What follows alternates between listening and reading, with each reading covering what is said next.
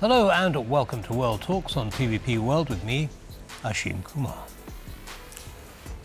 This year marks the 50th anniversary of the Helsinki Final Act, a cornerstone of Cold War diplomacy that laid the foundation for the OSCE and East-West cooperation on human rights and conflict prevention. As global tensions mount and the war in Ukraine rages on, is the OSCE still fit for purpose? Well, joining us is political scientist Ellias Aghili Dehnavi from Adam Mickiewicz University to reflect on the legacy, limits and future of the Helsinki principles in today's Europe. Mr. Dehnavi, welcome back to TVP World. Thanks for taking the time.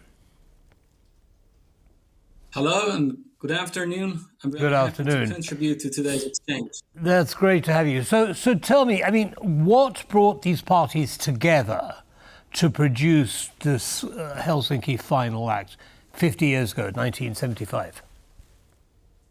Well, I guess most of the audience know my approach when I try to analyze the events or the summits. I usually provide a historical context to the contemporary times. So it's very important to study the social and political events through the track of history. And we have to know that, we have to pay close attention to the origin of this Final Act agreement. It was 1954 when the Soviet Union proposed this initiative or blueprint. And in 1971, it was actually come to existence under the presidency of President Urho Kekkonen of Finland. This Final Act Agreement, Helsinki Final Act Agreement, is actually a result of the Conference on Security and Cooperation in Europe. So the CSE is actually the background or the, let's say, context of this Final Act Agreement, which later turned into the most important summit or organization that you mentioned in the beginning of our discussion. Understood. But what was it? What was it that stimulated the Soviet Union and the Western countries to actually sit around the table and address this issue? You say it started in 1954. It took until 75 to make it actually happen. Why do they spend so long on it? And why do they do it? Almost 10 years. It was an ideological urge to start the discussion and to start the dialogue. What is missing today, and the countries engaged in Cold War felt the urge to sit behind the table and to have discussions based on shared principles. And those shared principles were actually three baskets: security, environment and trade, and of course, the humanitarian dimensions. So these three baskets were the main pillars of those time discussions or the emergency of discussions, because there was a lack of dialogue, there was a lack of discussion between the Western Bloc and the Eastern Bloc. And the security dilemma was raising and getting more and more complicated. So this lack of dialogue and this lack of discussion, together with these three baskets, kind of forced the Eastern and Western Bloc to start this discussion and to sit behind the table, to ratify, to discuss, and to negotiate over the shared values. Understood, but excuse me for interrupting, but the United Nations was formed for this reason, was it not? Why form the OSCE or CSCE, as it was originally known? Because they need an inclusive, at the time, they need an inclusive mechanism, a regional inclusive mechanism. UN was a holistic, broader institute, and the actors, specifically speaking, the United States and the Soviet Union at the time, and the other rising European nations felt the urge to have an inclusive regional institution to institutionalize the current dynamics and mechanism. And the second reason is that, and the second point for this agreement or for the creation of such summit was the context, the time context, and also the geographic context of that period that proved the UN to not be adequate to control and contain the current stream, the current political and geopolitical streams. Okay, now you said there were three baskets. Security was one of them, human rights is of course another. Talk to us first about the security basket. What was the agreement? There were two main dimensions regarding the security aspect. Respect to the sovereignty of the states, peaceful resolution, and I just remembered the third one, and that was not resorting to the force. So, not resorting to the force, respecting the sovereignty, and peaceful resolution to the disputes. They were the main three pillars or dimensions of the security aspect of this agreement. And it was very important at the time because of the Cold War context and because of the increasing rivalries between the states. At the same time, there was a veto mechanism installed in the agreement. And that is one of the reasons of the political gridlock that we are witnessing today. The Russian Federation uses this. Yes. What about the humanitarian aspect? What did that basket say?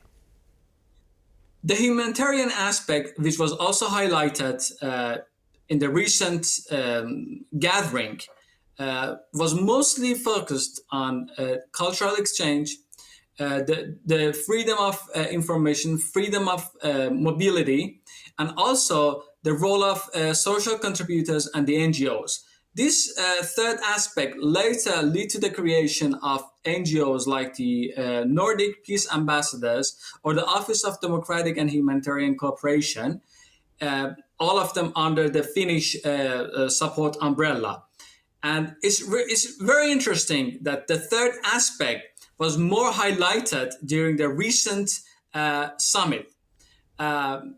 Before we get to the summit, in the last few minutes that we have left, Ms. Dehnavi, I'd like you to say, okay, well, I mean, you've made it very clear what the three baskets are, what the principles were, but they all seem to have been ignored by Russia, don't they? I mean, the violence that it is using in Ukraine, the humanitarian disaster that it has created, what was the point of having it if no one's going to listen? Is there any mechanism to enforce those principles? Well, unfortunately, I always emphasize on these two different polars in international politics, international law and international relations. The relations between the states evolve around the international relations, which is a relation of power, not the sovereignty of law. So none of the resolutions or none of the summit results or outcomes are actually or let's say have actually a potential to be put into action. So while there is a veto mechanism, there isn't any forceful implementation mechanism. So no one can force plus 50 countries to force the consequences or to force the implementation of the agreements. There might be resolutions, there might be agreements sent to other institutions like the UN in New York or the European Office of the UN or other international institutions. But as I said, this is a relation of power. And right. Unfortunately, international law has been ignored. Understood. So it doesn't really have any teeth. It depends on the goodwill of the members of the OSCE. The summit that is being carried out to celebrate its anniversary, do you think that might have on its agenda some kind of agenda item which says, well, look, clearly countries aren't abiding by these principles. Maybe we should have another look at what we can do to enforce it, or forget about them altogether and disband the OSCE. Do you think that's a possibility? Well, of course, that will be a temporary solution, and and it will lead nowhere. So it's just dismantling this mechanism or international institution will lead to more disaster, of course, because there are more good in this institution, this organization, or this conference. The recent, what happened actually in this recent meeting evolved around respond, repeat, and peace. So by respond, the political actors were actually referring to the current condition in Ukraine and also a broader sense of conflict in other regions like the Central Asia. And repetition refers to adhering to the core principles of the OSCE. And peace, again, refers back to the negotiations and also the dialogues between the adversary forces. And of course, we're talking about the Ukraine invasion and the crisis that we have in Ukraine. So history is repeating itself again. Well, it is. And the OSCE doesn't seem to be in a position to change that course going forward. I mean, Putin isn't even prepared to come and start negotiating with Ukraine on basic ceasefire talks, let alone peace talks. So it's unfortunate that the OSCE isn't able to actually influence the parties as they should be. You're absolutely right. You're absolutely right, and that's why there has been a double emphasis on the humanitarian aspect of the organization. There was a double emphasis. They were emphasizing the leaders. I'm referring to the leaders and the participants. They were emphasizing on activating and reactivating the role of the NGOs, non-governmental actors, and the societies. Right. Because we're seeing what's happening in Georgia, because we're seeing what's happening in Ukraine, and we're witnessing what's happening in Eastern Europe. Yeah, even the government of Belarus. Mr. Dehnavi, unfortunately, I'm going to have to stop you there. We do have to end, but thank you so much. We look forward to seeing what the outcome is of this summit. Come see us again soon. Sure. Thank you so much for the invitation, and let's hope for a peaceful world. Thank you so much. Thank you. Bye-bye now. And that brings us to the end of this episode of World Talks. Don't go away, there are lots more coming up. Goodbye.